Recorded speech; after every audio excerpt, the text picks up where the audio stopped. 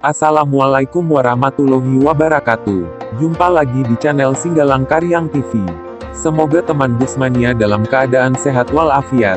Amin ya robbal alamin. Sebelum menonton jangan lupa subscribe dulu channel kita serta aktifkan tanda loncengnya agar tidak ketinggalan informasi video terbaru dari kita.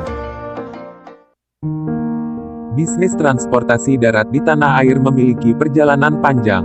Di sejumlah daerah seperti di Pulau Jawa dan Sumatera, bisnis transportasi darat sudah muncul sejak zaman penjajahan Belanda, melayani perjalanan warga dari sejumlah kota ke berbagai kota tujuan di tengah infrastruktur yang masih terbatas.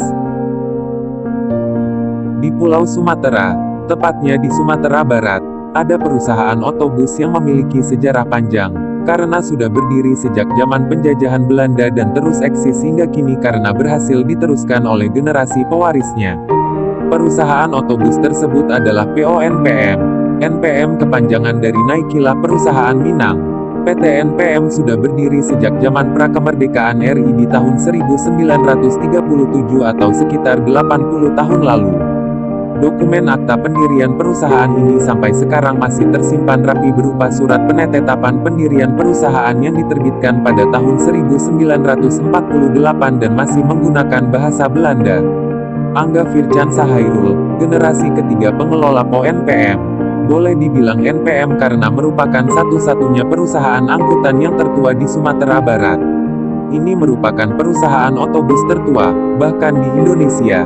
Angga Fircansa Hairul merupakan generasi ketiga PO NPM dan saat ini menjabat sebagai Direktur Utama PT NPM sejak tahun 2009. Saat ini PO NPM melayani AKDP, antar kota dalam provinsi, AKAP antar kota antar provinsi, dan bus pariwisata.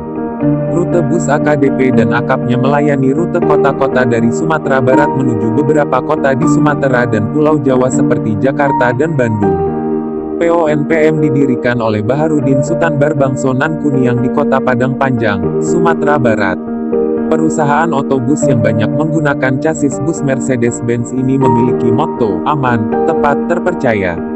Kehadiran PO bus ini di bisnis transportasi darat, bersaing dengan sejumlah PO bus lainnya di Pulau Sumatera seperti PO ALS, PO ANS, dan lain-lain.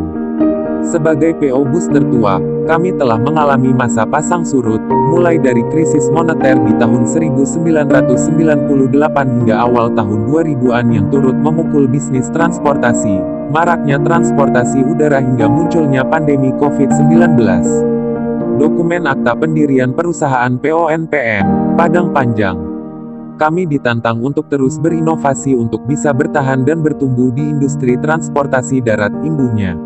Angga menceritakan, PO NPM meraih masa kejayaannya pada tahun 90-an dengan rute Padang Bukit Tinggi. Pada era itu NPM dapat memberangkatkan 40 bus setiap hari dengan 7 jadwal keberangkatan. Masa kejayaan itu dirasakan mulai menurun ketika krisis moneter melanda Indonesia yang juga berimbas pada bisnis transportasi di tahun 1998 hingga awal tahun 2000-an.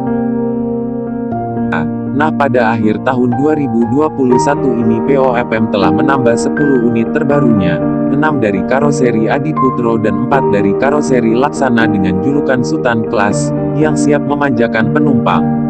Sekian video seputar informasi mengenai bus di Indonesia. Jika ada kesalahan dalam video silakan beri komentar. Wassalam.